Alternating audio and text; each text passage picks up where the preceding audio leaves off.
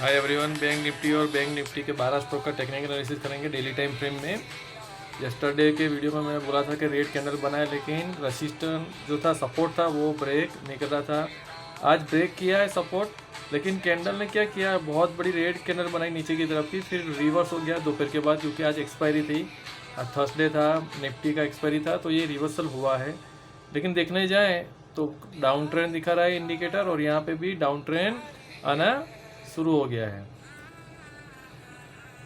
तो ये भले कैंडल ऐसी बनी हो, रिवर्सल कैंडल हो सकती है, लेकिन यहाँ पे अच्छी सी ग्रीन कैंडल बने तो ही बना जाएगा, वरना इसको हम डाउन ट्रेंड करना सकते हैं कि नीचे की तरफ आएगा। तो बैंक निफ्टी का तक आएगा, यहाँ तक आए या यहाँ तक आए, और एक अच्छा वाला पैटर्न बनाए रिवर्सल का, कोई कैंडल स्टिक पैटर्न बनाए या ऐसा वाला कोई बॉक्स पैटर्न बनाए, तो ही हमें यहाँ पे बाय पोजीशन बनेगी बैंक निफ्टी में, वरना अभी यहाँ पे कोई बाय पोजीशन नहीं बनेगी, वरना इनडिसिसिव ही रहेगा हमारा।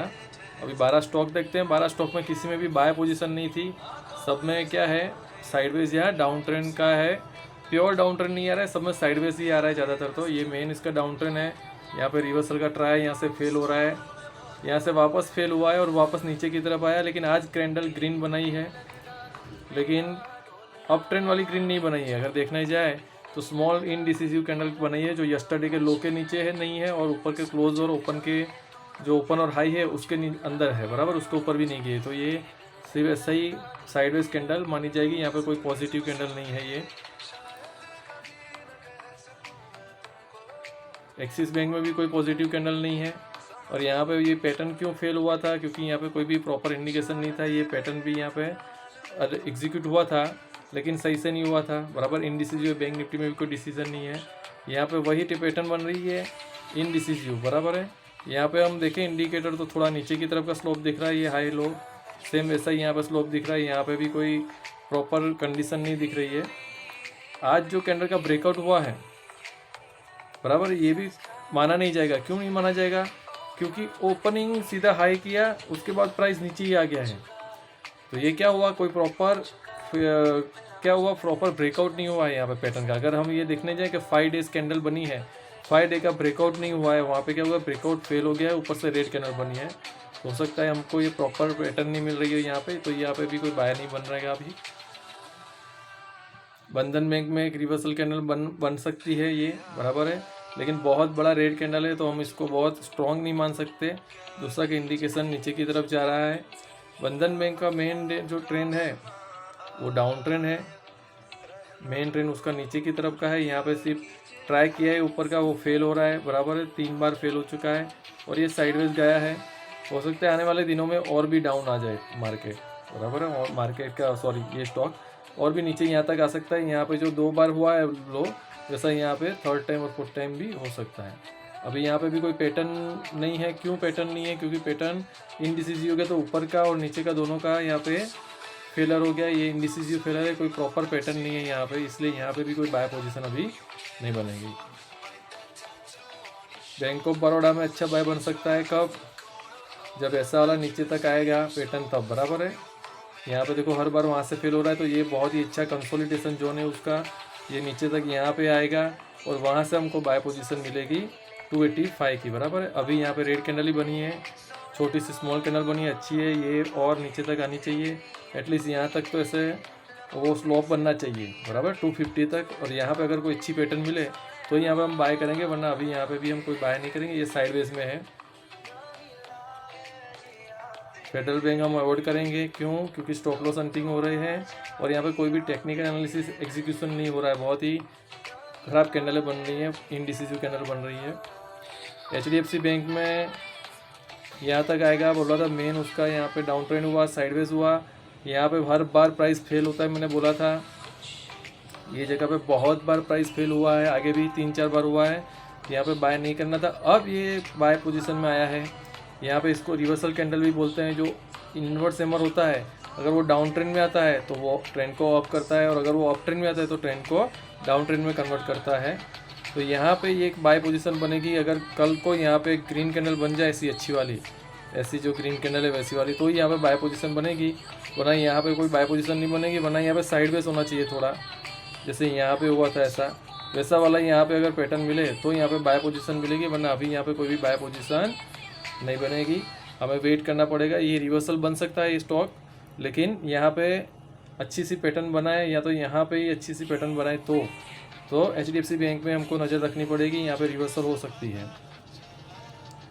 ऐसे बैंक में इंडिसिसिव कैंडल बन गई है, बराबर है। वापस जो यहाँ पे बड़ी छोटी कैंडल बन रही है, ऐसी इंडिसिसिव कैंडल सेम वैसी कैंडल बन रही है। ऊपर का तरफ का और नीचे की तरफ का भी स्लोप दिखा रहा है और ब्रेकआउट भी दिखा रहा है। पिछली कैंडल का नीचे की तरफ और ऊपर की तरफ दोनों ब्रेकआउट देखो, अगर जूम करके देखें तो पिछली कैंडल से हाई भी गया है, पिछली कैंडल से लो भी गया है, क्लोजिंग भी वहीं अंदर दी है। तो यहाँ पे भी अभी कोई पैटर्न काम नहीं करेगा टेक्निकल एनालिसिस के हिसाब से। दूसरा इंडिकेटर, ये देखो प्राइस ऊपर की तरफ जा रहा है, इंडिकेटर नीचे की तरफ का स्लोप दे रहा है। अगर हम देखें ध्यान से तो इंडिकेटर देखो यहाँ से लाइन के ऊपर ही नहीं जा रहा है, यहाँ पे लाइन से ऊपर नहीं जा रहा है, यहाँ लाइन के ऊपर है। तो वो इंडिकेटर में भी नीचे की तरफ का स्लोप है, यहाँ पे भी कोई सही से बाय पोजीशन नहीं बनेगी। IDFC फर्स्ट बैंक अवॉइड करेंगे। क्यों अवॉइड करेंगे? क्योंकि उसमें भी कोई अच्छी सी पैटर्न नहीं बन रही। मेन उसका डाउन ट्रेंड है, यहाँ पे बहुत बार प्राइस फेल हुआ है HDFC बैंक की तरह। दूसरा यहाँ पे जो पैटर्न बन रहा है उसका ऊपर का और नीचे तरफ दोनों तरफ का ब्रेकआउट मिल रहा है, मतलब अप ट्रेंड जाएगा या डाउन ट्रेंड जाएगा कोई फिक्स नहीं है।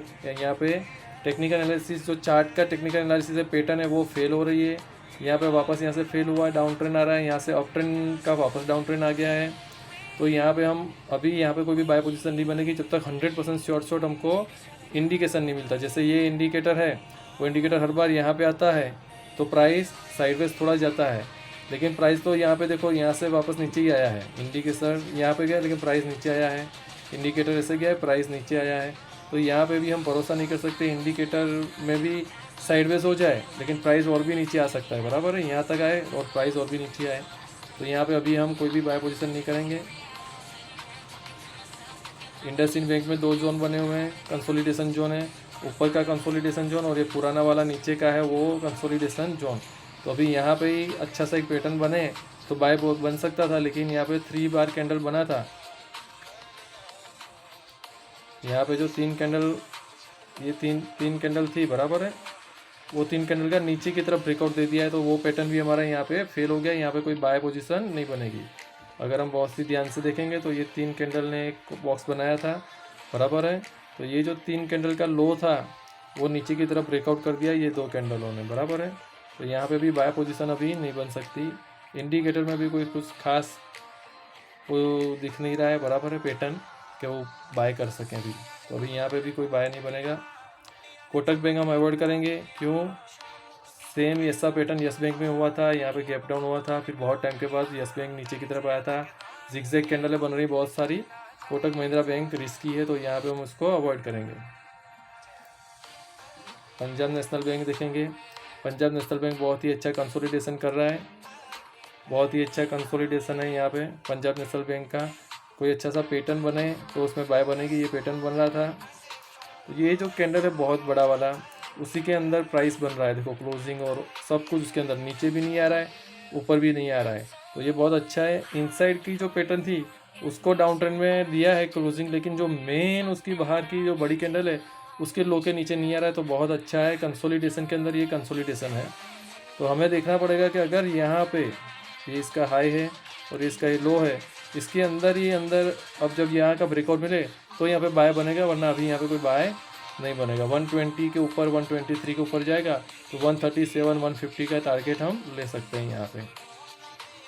और दूसरा के इंडिकेटर में भी देखो स्लोप से सीधा सीधा बन रहा है, कोई नीचे की तरफ का या ऊपर की तरफ का ऐसा कोई इनडिसिसिव डिफरेंस नहीं बन रहा है, अलग से नहीं बन रहा है कि प्राइस ये से जा रहा है और इंडिकेटर अलग की तरफ जा रहा है, ऐसा भी नहीं है। तो ये अच्छा एक बाय बनेगा पंजाब नेशनल बैंक में आने वाले दिनों में, और एक HDFC बैंक में, 2 स्टॉक्स में। यहाँ पे बहुत ही 2 कंसोलिडेशन जोन बने, ये बहुत ही नैरो जोन बन गया है, इसमें फंसने के बहुत ज़्यादा चांस है। हो सकता है कोई ऑपरेटर यहाँ पे ऑपरेट कर रहा हो और वो राह देख रहा हो कि कोई अच्छी सी खरीदारी करे इस प्राइस के बीच में और मैं भड़ाम से निकल जाऊँ, प्राइस नीचे आ जाएगा अगर वो आ गया तो। या तो यहाँ पे कोई अच्छा सा बड़ा बायर आए, बराबर है, और वो प्राइस को ऊपर लेके जाए। दूसरा कि यहाँ पे ऊपर का और नीचे का दोनों का रेसिस्टेंट है, तो यहाँ पे पैटर्न बनी है, लेकिन ये पैटर्न हम 100% शॉर्ट करके ट्रेड नहीं ले सकते। अगर लेंगे तो भी बहुत रिस्की होगा, पैटर्न भी लेंगे तो अभी ये स्टॉक भी हम थोड़े दिन अवॉइड करेंगे जब तक ये कंसोलिडेशन के ऊपर नीचे नहीं चला जाए और उसका प्रॉपर पैटर्न नहीं बनाए तब तक।